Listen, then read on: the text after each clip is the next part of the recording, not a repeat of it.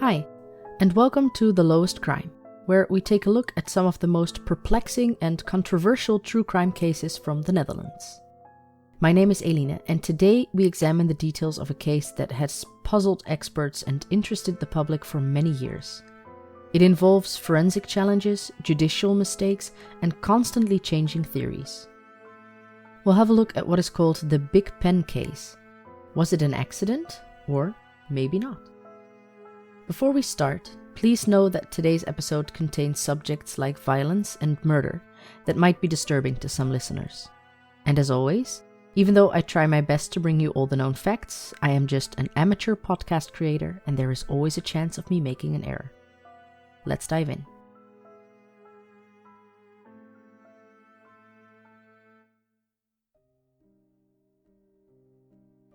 On May 26, 1991, a cool and heavily overcast Sunday, 21-year-old Jim entered his mother's home at the Witte Rozenstraat in Leiden for their usual Sunday dinner.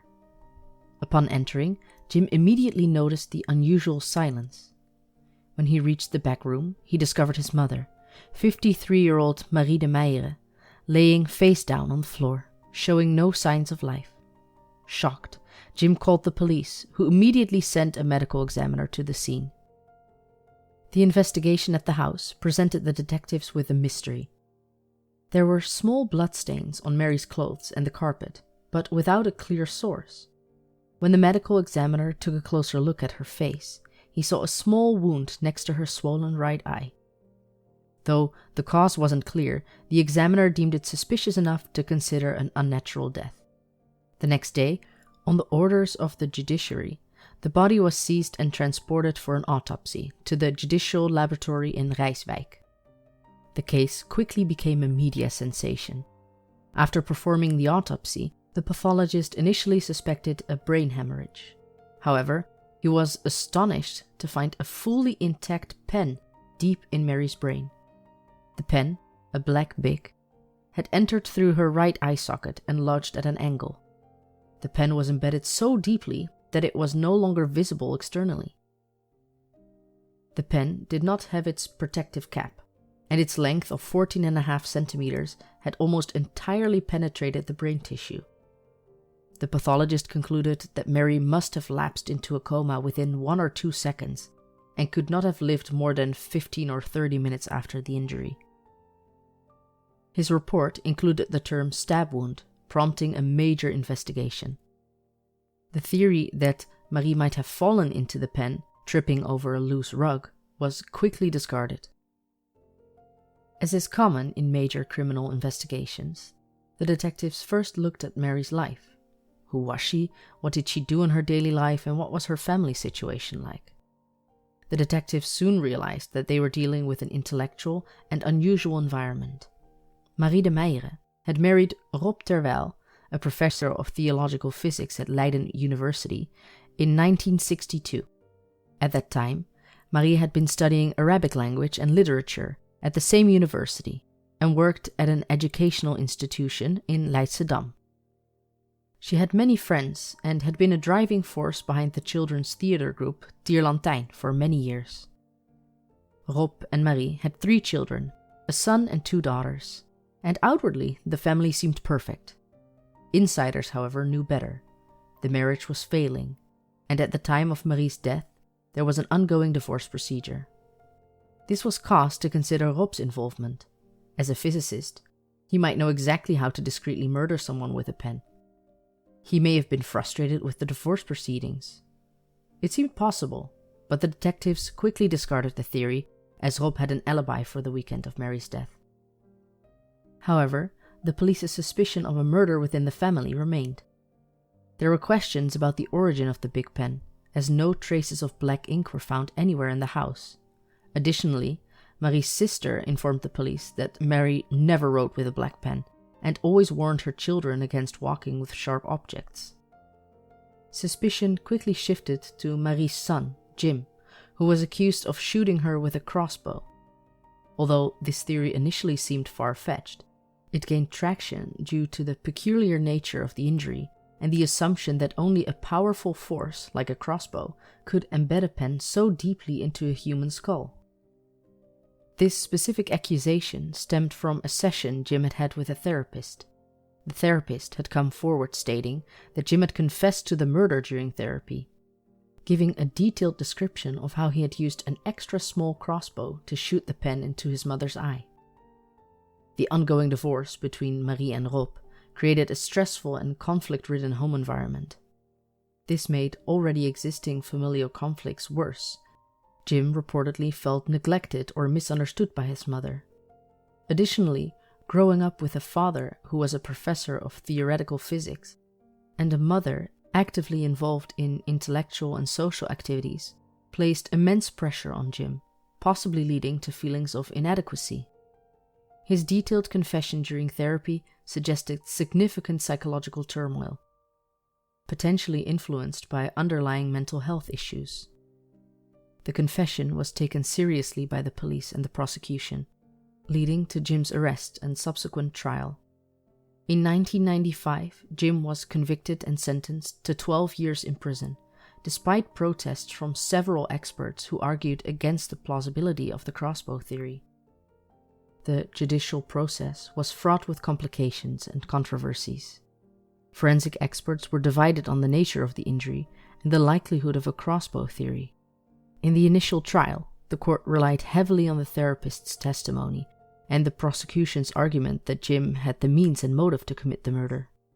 However, the defense presented numerous counter-arguments, including the inherent improbability of a big pen being used as a projectile with a crossbow. The case drew significant media attention, with many questioning the validity of the evidence and the fairness of the trial. The therapist's testimony, which implicated Jim, was a pivotal point in the case. The therapist claimed that Jim had confessed to killing his mother with a crossbow had a significant influence on the initial conviction. Jim's defense challenged the reliability of this statement, arguing that it could have been a product of Jim's psychological distress and not a factual account. The defense highlighted the potential for confessions made in therapy to be influenced by guilt, fantasies, or other psychological factors, rather than being rooted in reality. The defense also focused on forensic analysis to discredit the crossbow theory. They introduced the fall theory, suggesting that Marie de Meijere had fallen into the pen, causing it to lodge into her skull. Professor Vorst, a professor of ophthalmology from Groningen, was among the first to suggest this theory. Vorst and other experts, including forensic physician Cohen, maintained that the injury was more consistent with an accident.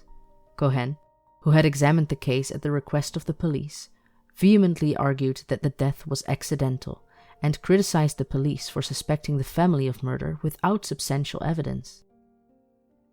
They also conducted experiments to replicate the conditions under which the pen was found in Marie de Meijere's skull, and tested out if it was possible to do with a crossbow.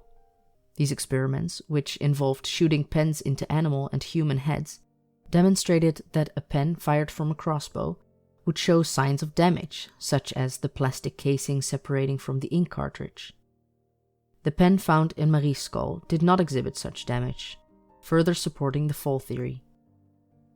Dr. Peck van Andel, an internationally renowned researcher, initially used pig heads to simulate the conditions of Marie's injury, later obtaining human cadavers for more accurate testing. Despite his best efforts, Dr. van Andel was unable to replicate the injury without causing significant damage to the pen, something that had not been observed in Mary's case. Dr. van der Pol, an eye specialist from the Amsterdam Medical Center, also conducted tests using human cadavers.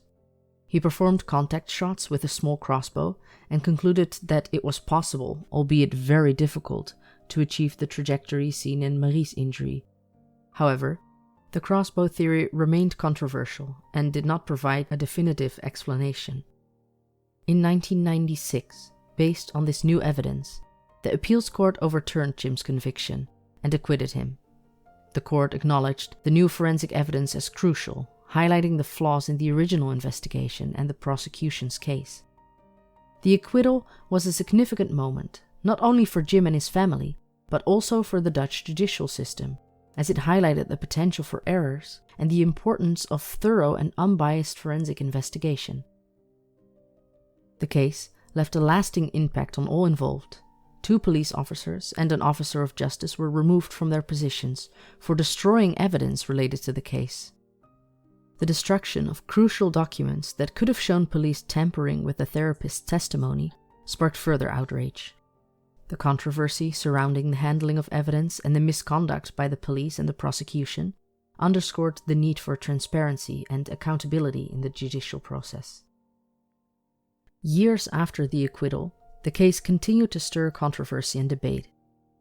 In 2013, forensic toxicologist Professor Donald Uges proposed a new theory, self-mutilation or intracranial self-stabbing. This phenomenon, described in the American Journal of Forensic Medicine and Pathology, involves individuals inserting objects into their skulls through the eye socket. Uges cited cases from New South Wales, Australia, where 55 instances of self-stabbing with objects like pens and chopsticks were recorded over 40 years.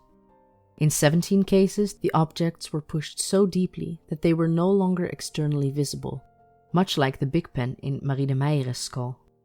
Professor Uges argued that this theory was plausible, especially given the detailed similarities between the documented cases and the circumstances of Marie de Meijere.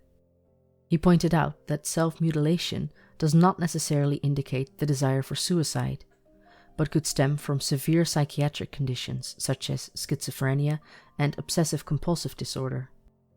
Despite Marie de Meijere not having a known psychiatric history, Uges suggested that such tendencies could manifest suddenly or might have gone undiagnosed. Neurosurgeon Martin van Duyne, who had studied similar injuries, disagreed with the self-mutilation theory. He argued that the pen was embedded too deeply to have been self-inflicted without external force, such as being shot from a crossbow or a similar device. Van Duyne also noted that the victim did not exhibit any known psychiatric issues that could lead to such behavior. He maintained that the pen's depth of penetration and the resulting brain damage indicated a significant external force. Despite Jim's acquittal, the Big Pen case remains one of the most complex and controversial legal sagas in Dutch history. It exemplifies the challenges of forensic science, the intricacies of psychological evidence, and the potential for judicial errors. Despite extensive investigations, multiple trials, and numerous expert testimonies, the true nature of Marie de Meijere's death remains a mystery. Whether it was an accidental fall, a deliberate act of self-mutilation, or a sinister murder, the Big Pen case continues to intrigue and baffle experts and the public. It stands as a testament to the complexities of forensic science and the importance of rigorous, unbiased investigations in the pursuit of justice. What do you guys think happened? I'm very curious to hear your opinions. Thank you so much for joining me. If you enjoyed this episode of The Lowest Crime, be sure to subscribe and leave a review. Also, don't forget to follow The Lowest Crime on Instagram to get all images related to the case. I look forward to seeing you in the next one.